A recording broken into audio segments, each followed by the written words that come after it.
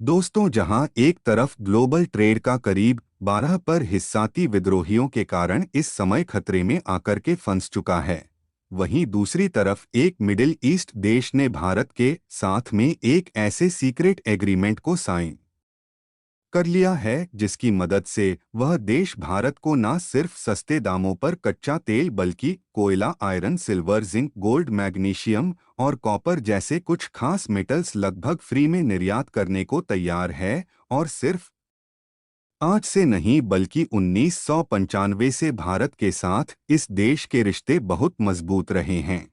पूरी डेवलपमेंट क्या है ये आज के इस वीडियो में समझते हैं। बस हमें सपोर्ट करने के लिए इस वीडियो को लाइक और चैनल को सब्सक्राइब जरूर कीजिएगा। दोस्तों, हम बात कर रहे हैं मिडिल ईस्ट कंट्रीज में सबसे अच्छी और स्ट्रांग स्ट्रेटेजिक लोकेशन वाली कंट्री ओमान के बारे में, जहां पर अभी भारत के करीब 4 मिलिट्री बेस हैं, जहां से हम पाकिस्तान और ईरान जैसे देशों पर आसानी से नजर रख सकते हैं। अब इस देश के साथ भारत एटीए यानी कि फ्री ट्रेड एग्रीमेंट को फाइनलाइज करने जा रहा है। अगले महीने यह डील पूरी तरीके से भारत और ओमान फाइन कर लेंगे, जिसके बाद दोनों ही देश मिलकर के अपने ट्रेड बिजनेस को और ज्यादा बढ़ाने वाले हैं। आपकी जानकारी के लिए आपको बता दें कि अभी भारत के साथ ओमान के ट्रेड करने पे करीब 5% की इंपोर्ट ड्यूटी चार्ज की जाती है, लेकिन अब इसे फ्री में किए जाने की तैयारी है।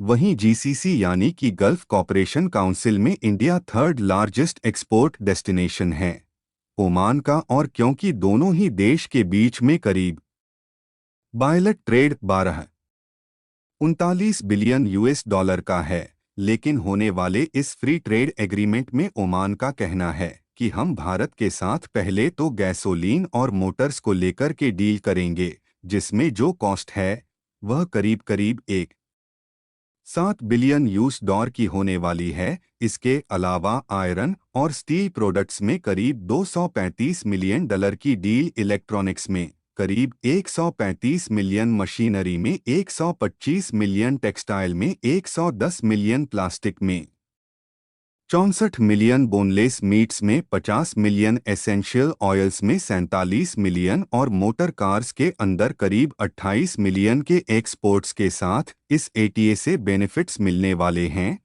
वहीं बात की जाए दोनों ही देशों के रिलेशंस की, तो लंबे समय से दोनों ही देश अपने अच्छे रिलेशंस के लिए जाने जाते हैं। दोनों ही देश मिलकर के कई मिलिट्री एक्सरसाइज करते हैं। इसके अलावा भारत और ओमान ने मिलकर के एक बहुत बड़ी फर्टिलाइजर कंपनी की भी शुरुआत की है ओमान में, जो कि ओमान के सूर के अंदर लोकेटेड है। इसके अलावा भारत और ओमान ने मिलकर के ऑयल रिफाइनरी सेटअप की है, जो कि बीना में लोकेटेड है। इसके अलावा भारत ओमान को मेडिकल प्लांट्स की स्पेशलिटी प्रोवाइड करता है, real time air quality monitoring, electronics, technical and बहुत सारी फैसिलिटी भारत की तरफ से ओमान को प्रोवाइड की जाती हैं।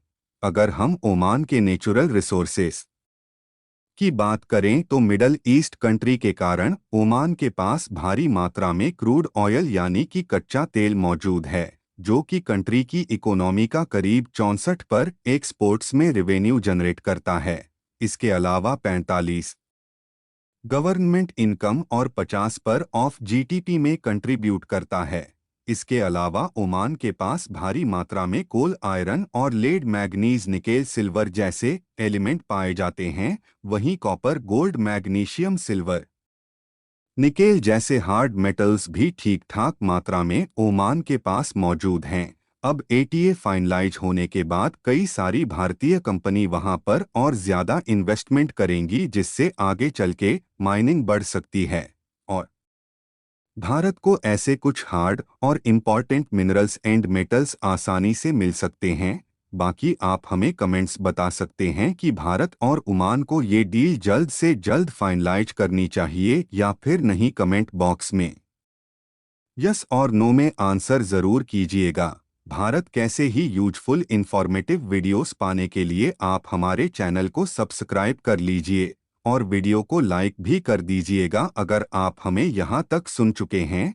धन्यवाद। जय हिंद।